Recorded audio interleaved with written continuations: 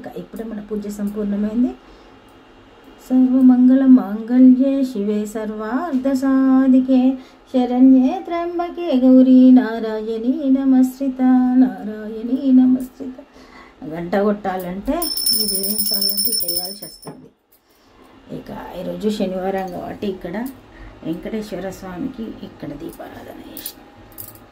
ఇక అన్ని దేవతలు ఒకటే, సర్వం ఒకటే అని అంటారు, కానీ భావం మరి మనకు కండ్లతోటి చూసి ఇవన్నీ ఉన్నాయి కాబట్టి ఇంకా అట్లా ఇక భక్తి అనేది ఎవరిది వాళ్ళకు ఒక ప్రత్యేకత. దానికి మనం వేరే వాళ్ళని ఏమనరాదు, ఎవరి ఇష్టం వాళ్ళది. పూజ అయిపోయింది, నైవేద్యం పెట్టిన. ఎక్కడుంది అది చూడండి, ఇక్కడనే ఉంది.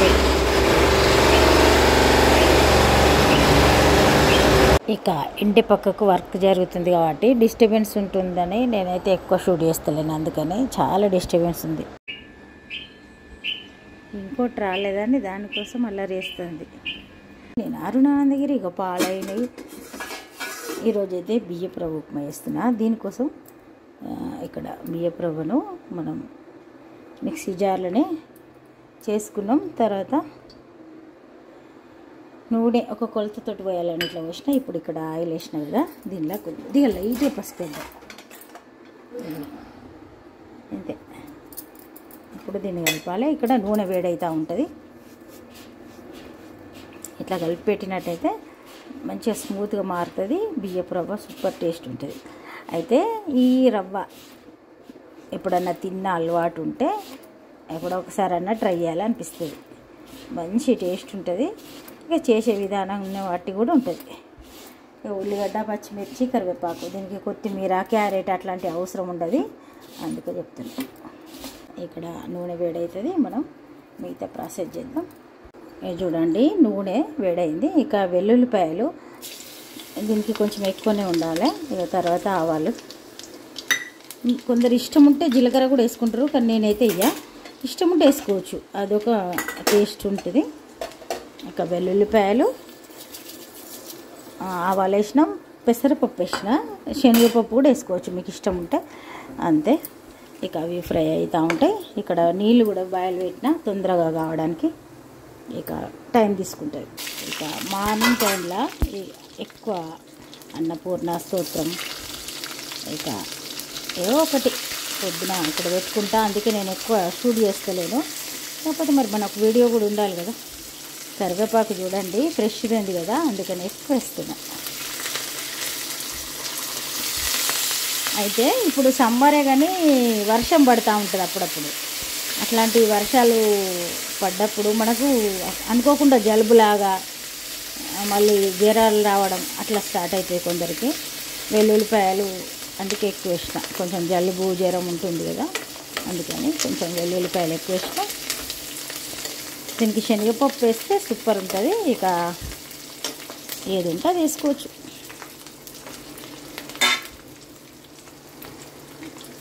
పప్పులు మంచిగా ఫ్రై అయినాయి.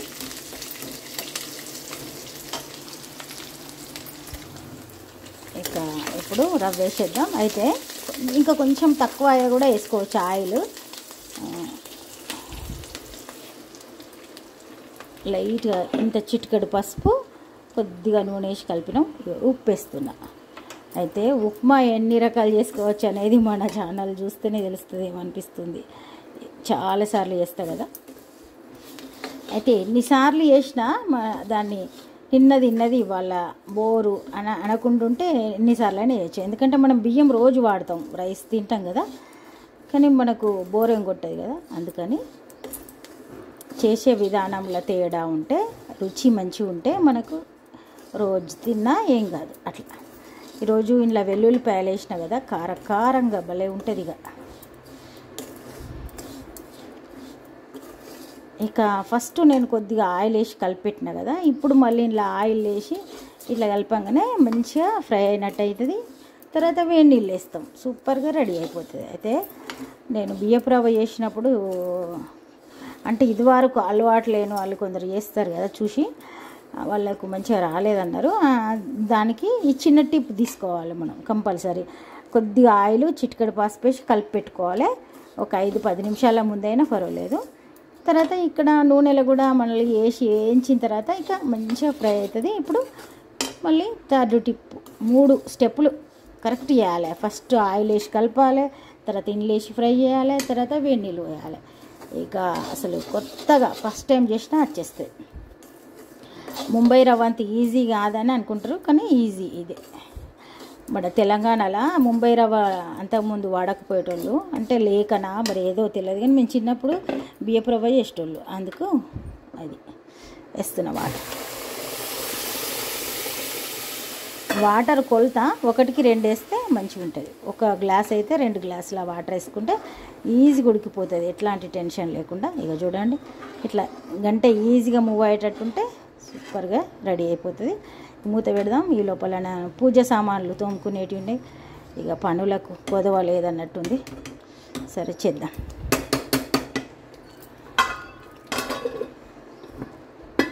చూడండి, పూజ సామాన్ క్లీన్ చేసుకొని అన్ని పనులు చేసుకొని వచ్చిన మూత తీసుకుందాం. కలుపుదాం అనుకున్నా, కానీ మీకు చూపించి చేద్దామని ఆగిన.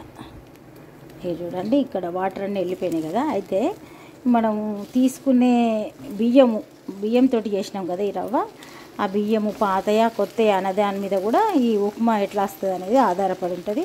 ఇది మీడియం ఉన్నాయి. కొన్ని పాత బియ్యం అయితే చాలా పొడిగా వస్తుంది, కొత్త బియ్యం అయితే ముద్దగా వస్తుంది. ఇది మీడియం ఉంది. కొంచెం నేను కూడా వాటరు ఇట్లా ఉండాలనే పోసిన, మరి పొడిగా ఉండాలని కాదు, ఇట్లా చేసిన. ఎందుకంటే ఇక కొంచెం ఎండాకాలం కదా, మరి పొడి ఉంటే తినలేము. ఇప్పుడు సూపర్గా ఉడికింది. 1 నిమిషం మళ్ళీ రివర్స్ దింపినాం కదా, 1 నిమిషం మూత పెట్టి సర్వ్ చేసుకుందాం. అంతే, సూపర్ ఉప్మా రెడీ అయిపోయింది. దీనికి కాంబినేషన్ మామిడికాయ చట్నీ. మనం కొత్త మామిడికాయ చట్నీ పెట్టుకున్నాం కదా, అంచుకు మామిడికాయ చట్నీ పెట్టుకొని తింటే సూపర్ ఉంటుంది. ఇక ఇప్పుడు ముక్కల చట్నీ పెట్టిన నేను, మొన్నటిదాకా తురుము పచ్చడి ఉండే, అదైతే ఇంకా సూపర్ ఉంటుంది. టీ కూడా పెట్టిన, ఇక టీ అవుతూ ఉంటుంది. ఇక ఇప్పుడు టీ తాగుదాం. టీ తాగిన తర్వాత బయటకు వెళ్తా. అయితే ఇప్పుడు ఫస్ట్ అయితే కర్రీ చేసి బయటకు వెళ్తే, వచ్చిన తర్వాత రైస్ పెట్టుకుంటే ఈజీగా ఉంటుందని చేస్తున్నా. మరి అన్నీ రెడీ. చూడండి, వంకాయ కర్రీ చేస్తున్నా. వంకాయ కర్రీ చేసి వచ్చిన తర్వాత చల్లచారు, మామూలుగా చారు అయినా చేస్తా అని వంకాయ అయితే పొయ్యి మీద వేస్తున్నా. ఇక అన్నం అయితే వచ్చిన తర్వాత పెడితేనే వేడిగా మంచిగా ఉంటుంది. ఇక బయటకు వెళ్తే అక్కడ మీకు ఏమన్నా ఉంటే చూపించడానికి ప్రయత్నం చేస్తా. మూత పెడదాం. ఇక సమ్మర్ వచ్చిందంటే మామిడికాయ చట్నీ పెట్టుకోవడం, తర్వాత ఇంకా రకరకాల పచ్చళ్ళు పెట్టుకోవడం. ఎక్కువనైతే మామిడికాయ చట్నీ, తర్వాత మిరప్పొడి పట్టించుకోవడం, పసుపు పట్టించుకోవడం, తర్వాత చింతపండు కొని పెట్టుకోవడం. ఇట్లాంటివన్నీ చేసేటోళ్ళు పాతకాలంలో పెద్దవాళ్ళు. ఇప్పటికి కూడా చింతపండు అంటే మనం వేసి చింతపండే బెటర్ అనిపిస్తుంది, కానీ మిరప్పొడి, పసుపు మాత్రం కంపల్సరీ దగ్గరుండి పట్టించుకోవాలి. ఇక ఆ పనుల కోసమే నేను ఈరోజు అయితే టవర్కి వచ్చిన. ఇక ఒక్కసారి వెళ్ళినామంటే ఒక 10 పనులు చేసుకొని రావాలి, అట్లయితేనే మనకు వీలవుతుంది. సరే, ఇక ఇట్లానే అన్ని పనులు ఉంటూనే ఉంటాయి. ఈరోజైతే ఈ పని కంప్లీట్ అయితే సంతోషం అనిపించింది. ఎందుకంటే వర్షాలు కూడా స్టార్ట్ అవుతాయి, అప్పుడప్పుడు సమ్మర్లో కూడా వర్షాలు పడతాయి ఇట్లాంటి. అందుకని పనులన్నీ చేసుకుని ఈరోజైతే ఇంతే.